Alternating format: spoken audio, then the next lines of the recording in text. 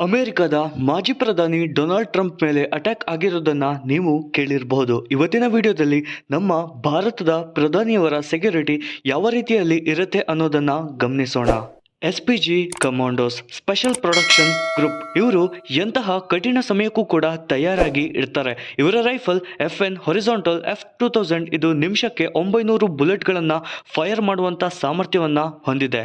ಇವರು ಪ್ರಧಾನಿಗೆ ಸೆಕ್ಯೂರಿಟಿಯನ್ನ ಕೊಡ್ತಾರೆ. ಇದಕ್ಕೂ ಮುಂಚೆ 1984ರಲ್ಲಿ ಅಕ್ಟೋಬರ್ 31ರಲ್ಲಿ ಇಂದಿರಾ ಗಾಂಧಿಯನ್ನ ಸ್ವಂತಹ ಸೆಕ್ಯೂರಿಟಿ ಗಾರ್ಡ್ಗಳು ಗುಂಡಕ್ಕಿ ಹತ್ಯೆ ಮಾಡ್ತಾರೆ.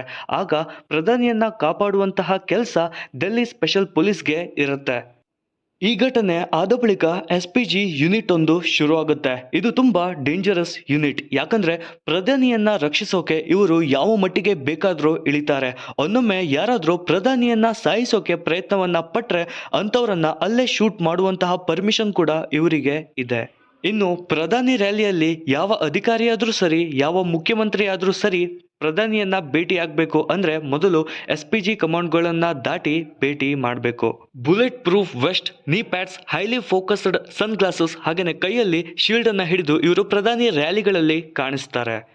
ಇವರ ಬಳಿ ಕೈಯಲ್ಲಿ ಅನ್ಫೋಲ್ಡ್ ಮಾಡುವಂತಹ ಶೀಲ್ಡ್ ಬ್ರೀಫ್ ಕೇಸ್ಗಳು ಇರುತ್ತೆ. ಇನ್ನು ಇವರ ಬಳಿ ಜಿಲಾಕ್ 19, FN ಸ್ಕ್ಯಾರ್, FN P90 ಅನ್ನುವಂತಹ ಮಾರಣಾಂತಿಕ ರೈಫಲ್ಗಳು ಕೂಡ ಇರುತ್ತೆ. ಇನ್ನು ಪ್ರಧಾನಿ ರ್ಯಾಲಿಗೆ ಹೊಂಟ್ರೆ ಪ್ರಧಾನಿಯ ಮೊದಲ ಲೇಯರ್ನಲ್ಲಿ ಇಂಟರ್ನಲ್ SPG ಕಮಾಂಡೋಗಳು ಇರ್ತಾರೆ. ಸೆಕೆಂಡ್ ಲೇಯರ್ನಲ್ಲಿ ಎಕ್ಸ್ಟರ್ನಲ್ SPG ಕಮಾಂಡೋಗಳು ಇರ್ತಾರೆ. ಇನ್ನು ಮೂರನೇ ಲೇಯರ್ನಲ್ಲಿ NSG ಕಮಾಂಡೋಗಳು ಇದ್ರೆ ನಾಲ್ಕನೇ ಲೇಯರ್ನಲ್ಲಿ ಟ್ರಾಫಿಕ್ ಪೊಲೀಸ್ಗಳ ಸೆಕ್ಯೂರಿಟಿ ಇರುತ್ತೆ. ಇನ್ನು ಯಾರಾದ್ರೂ ಮೊದಲ 2 ಲೇಯರ್ಗಳನ್ನ ದಾಟಿ ಪ್ರಧಾನಿಯನ್ನ ಹತ್ಯೆ ಮಾಡೋದಕ್ಕೆ ಪ್ರಯತ್ನ ಪಟ್ರೆ ಅಂಥವರನ್ನ ಡೈರೆಕ್ಟ್ ಆಗಿ SPG ಕಮಾಂಡೋಗಳು ಶೂಟ್ ಮಾಡ್ತಾರೆ.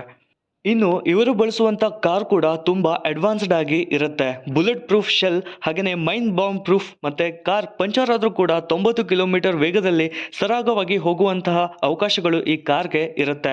ಇನ್ನು ಈ ಕಾರಿನ ಟೋಟಲ್ ಪ್ರೈಸ್ 12 ಕೋಟಿಗಿಂತಲೂ ಹೆಚ್ಚಾಗಿರುತ್ತೆ. ಇನ್ನು ಪ್ರಧಾನಿ ರ್ಯಾಲಿಯಲ್ಲಿ Mercedes Maybach, Range Rover, Land Cruiser, Mercedes Benz ambulance ಕೂಡ ಇವರ ಕನ್ವೆಯಲ್ಲಿ ಇರುತ್ತೆ. ಈ ಎಲ್ಲ ಅಂಶಗಳು ಪ್ರಧಾನಿಯ ಸೆಕ್ಯೂರಿಟಿಯನ್ನ ಇನ್ನಷ್ಟು ಗಟ್ಟಿಯಾಗಿ ಮಾಡುತ್ತೆ. ಇದಾಗಿತ್ತು ಇವತ್ತಿನ ಒಂದು ಇಂಟ್ರೆಸ್ಟಿಂಗ್ ಫ್ಯಾಕ್ಟ್. ಇನ್ನೊಂದು ವಿಡಿಯೋದಲ್ಲಿ ಇನ್ನೊಂದು ಕಾನ್ಸೆಪ್ಟ್ನ ಜೊತೆ ನಿಮ್ಮ ಭೇಟಿ. ಜೈ ಹಿಂದ್, ಜೈ ಕರ್ನಾಟಕ.